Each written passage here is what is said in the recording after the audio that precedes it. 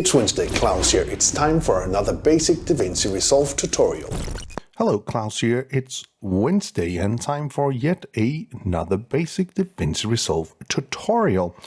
So, sorry the absence for the last couple of weeks, but I caught a cold and lost my voice, and you know what? I tried to record one of these, but the results of that were brutal. It sounded too crappy to publish. So I'll try to do the same tutorial as I planned on doing, but I'll do it with a better voice than last time I did a recording. So anyway, in this episode, we're going to have a look into solid color, what it is and what you can use it for, and it's a little quick tutorial, so let's just jump right into it. So solid colors are, like it sounds, a solid color you can use in your videos for instance, backgrounds and stuff like that. So let's say we drag in a title here and we just write something else and give it a different font.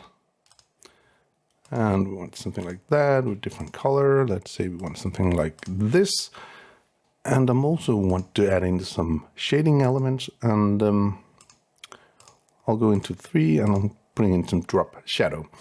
Okay, so now we have a text. Hey, that's very good. But what if we want to change the background color on the text? We actually can't do that unless we drop in a solid color. The solid colors can be found on the G generators, solid color, and then we can put in a solid color underneath our text.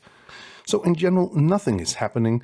That is because the default color in a solid color is black, but that can be changed super fast by pushing right here and then just taking a random color you like, something like this. So this is a super quick way of changing the backgrounds on your text and stuff like that, but you can use solid colors for more than that. So let's just take a piece of footage and drop it down in the timeline. So first off, we have here a piece of footage shot on the Blackmagic Pocket Cinema Camera 4K in DCI mode, and that's why we have these black bars. So first off, I'm just going to remove those, and I'll do that down in the retime and scale under scaling, and I'll just put fill. So they are now gone. So for the sake of this little thing is, of course, if you wanted to do a widescreen look, what you could do, of course, is to go into the timeline, go into output blanking, and then put your, like 240 or something. And then let's say you're doing some kind of a video and you also want to have some graphic on top of that. So we're going to take a lower third I have right here, putting that in. And this is where the problem comes when you're using the output blanking. Because as you see, this is now covering up everything in the entire timeline. So that isn't going to work. However, there's a trick we can do. The trick is, let's just take this solid color I have over here. I'm just going to drag that and put that on top. And now we have a blue background, and that's not what we're going to use. So first off, I want to select the solid color. Then I'll go into the settings, and I'm just going to go and find my cropping, and I'm just going to crop this from the top. So now we can see we are cropping out the blue. But why did you do that? Well, first off, I'll take the clip yet again, go to the timeline, and I'll go down to output blanking. I'm just going to push reset. Now I have a blue black bar, not what I want, but if I go into the generators, I can simply just change the color like that. And then, if I duplicate my solid color, pushing Alt and drag, and taking the top layer, going to the settings, and I'll go into the position of the transform. I'm just going to go upwards with this. So now we have the black bars, and why this is super cool is because we want to have our lower third. And because we're doing it this way, this is going on top of everything, and that is the reason why we can do this effect.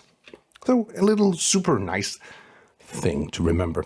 So what you also could do, for instance, since you have these two bars here, we can make them a little bit longer. Then we could, highlight both of them, right click and do a compound clip. I'm just going to call this compound 1. So now I have a compound clip right here.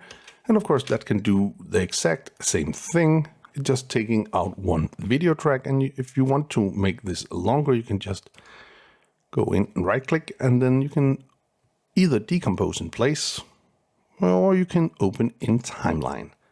So it's going to open up our timeline, and then we can just drag this as long as we want.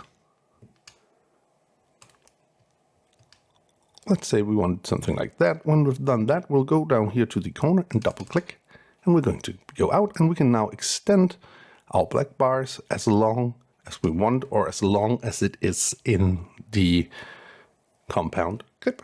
Okay, so that was a look at solid colors inside of Davinci Resolve 17. And this can be used for other things, but for this video, I just choose these two examples. Anyway, I do hope you found this video useful. If you did, please hit that subscribe button, give the video a like, share it with your friends if you think it would help them out. And if you want to be notified every time there's a new video on this channel, please hit that bell icon down in the corner. Until next time, keep filming, keep learning, and keep sharing.